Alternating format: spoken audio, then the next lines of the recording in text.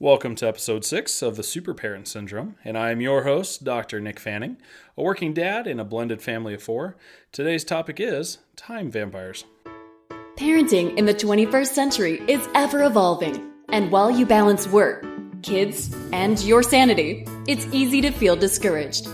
Welcome to the Super Parent Syndrome with your host, Dr. Nick Fanning.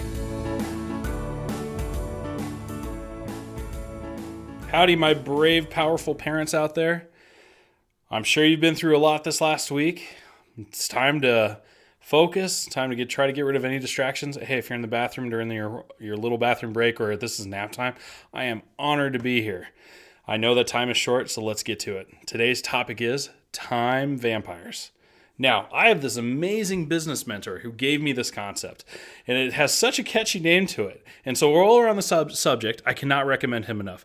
Look up Sean Dill on Facebook, and if you're ready to take your business to the next level or up a notch, maybe you should check him out.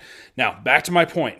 Time vampires. For me, it can be social media. It could be those longer kind of energy poor clients that I sometimes work with, and definitely those non-essential emergencies that my staff really should have handled. Now, as a dad, it could be, the phone.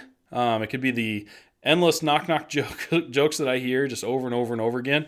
But really, I want you to be on guard for your own time vampires. You're probably already have one in mind, actually, and I know it. Now, say it out loud or journal it, but definitely own your time vampire. Now, for most, I'm going to gamble that it's actually social media. And others, it could be emails, phone calls, or even the bad use of free time in general.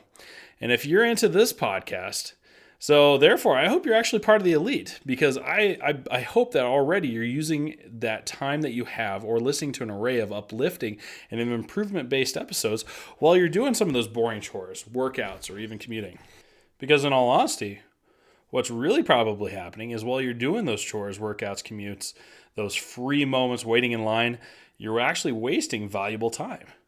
And so every day, there are people, there are situations that drain our life and our time, and sometimes our will to live. And it's time to own up to them and get them out of our lives for good. And it can be as simple as taking Facebook off of your phone, or making your own coffee instead of having to wait in line or at the drive-thru. Go through your life, take an inventory, and add up all those little things that you can be doing. Elevator rides, per se. It could be waiting for your computer to boot up. All those little things are time vampires that are slowly sucking the life and the time away from us. And to repurpose those, man, you can make a lot of time out of that nothing thing. So, for example, your commutes. Awesome. I'm glad you're listening to this podcast, but what else could you be doing? Could you be learning a new language? Could you be calling your loved ones? Make sure that those times are of opportunity versus of just kind of squalor, okay? And when you're folding clothes, honestly, when I'm folding clothes, that's when I do most of my podcasting. If I'm going to watch a Netflix episode, I do it while I'm folding laundry.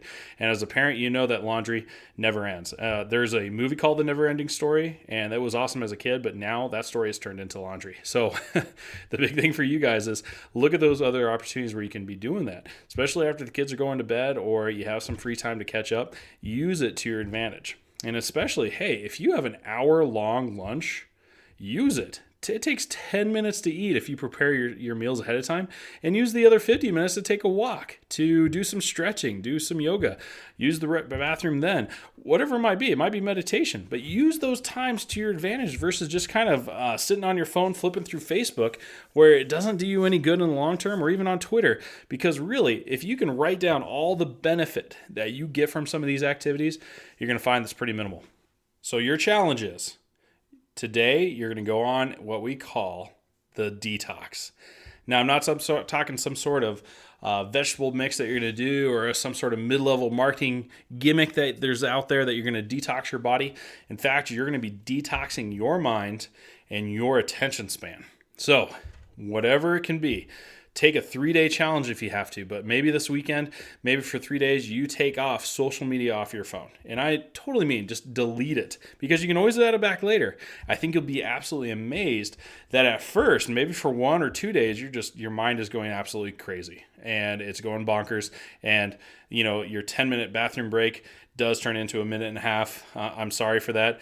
But at the same time, FaceTime in front of the kids, dinner times, all those little bits and pieces around that you have, you're going to get a lot of time back and a lot of time that you can be doing something more productive.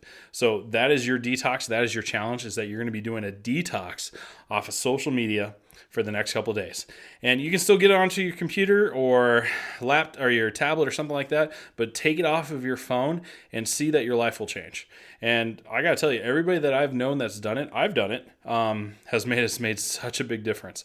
And if it's not Facebook, if it's not Twitter, then it must be like Instagram or something like that. But choose whatever that time vampire is and get it out of your life.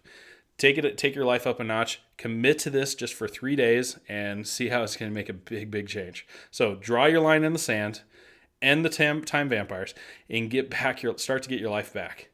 Your kids will thank you. Your spouse will definitely thank you for this. So Dr. Nick Fanning signing off. Thanks so much for your time and your attention. We'll see you next week.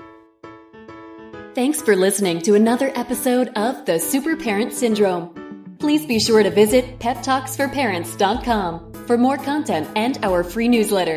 And remember, you are not alone.